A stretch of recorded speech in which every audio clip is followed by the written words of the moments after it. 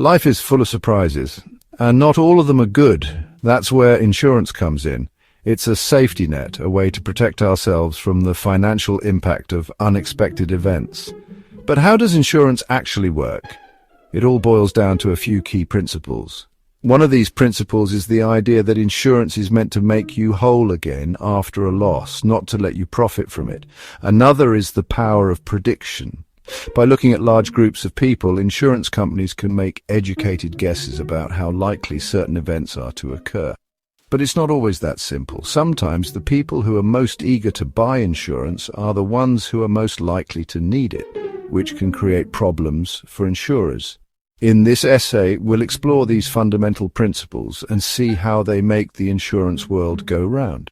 Understanding these principles is crucial for anyone who has insurance, which is pretty much everyone.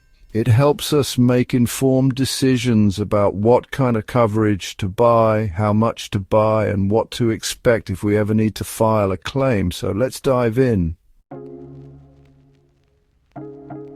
The principle of indemnity is at the heart of most insurance policies. It's a fancy way of saying that insurance is designed to put you back in the same financial position you were in before a covered loss, no better, no worse.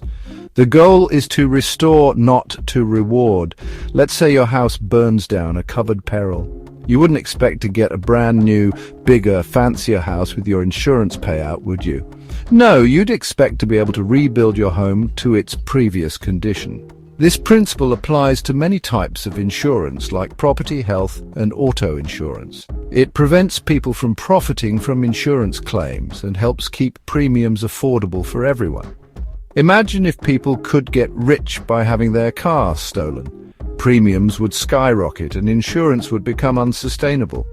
So the next time you're thinking about insurance, remember the principle of indemnity. It's all about getting back to where you started, financially speaking.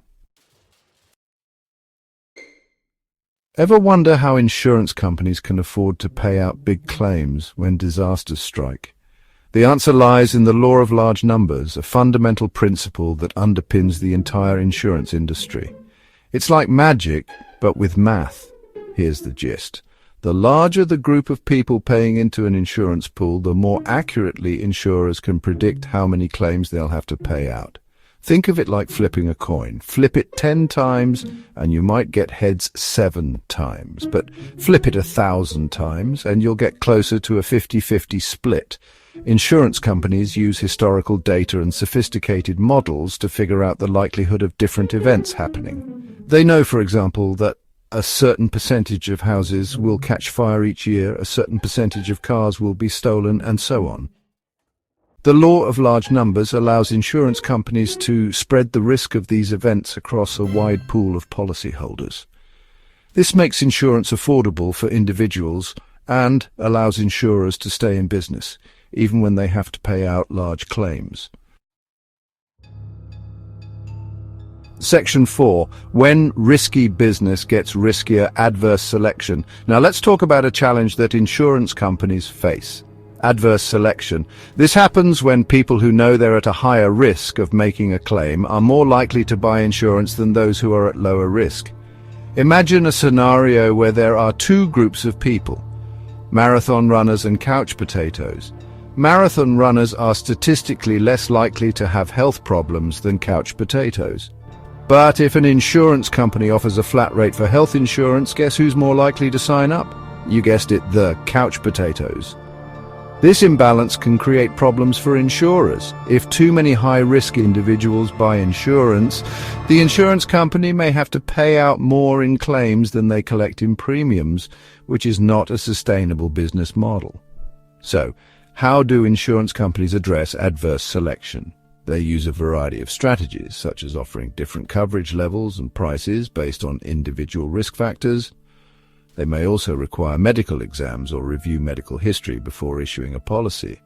By carefully assessing risk and pricing policies accordingly, insurance companies can mitigate the impact of adverse selection and keep insurance affordable for everyone.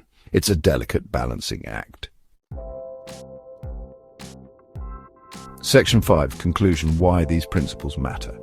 We've covered a lot of ground, But the key takeaway is this: the principles of indemnity, the law of large numbers, and the challenge of adverse selection are the bedrock of the insurance industry. They work together to create a system where individuals can protect themselves from financial ruin without breaking the bank. Understanding these principles is empowering. It helps us make informed decisions about our own insurance needs and appreciate the delicate balance that insurance companies must maintain to keep the system afloat.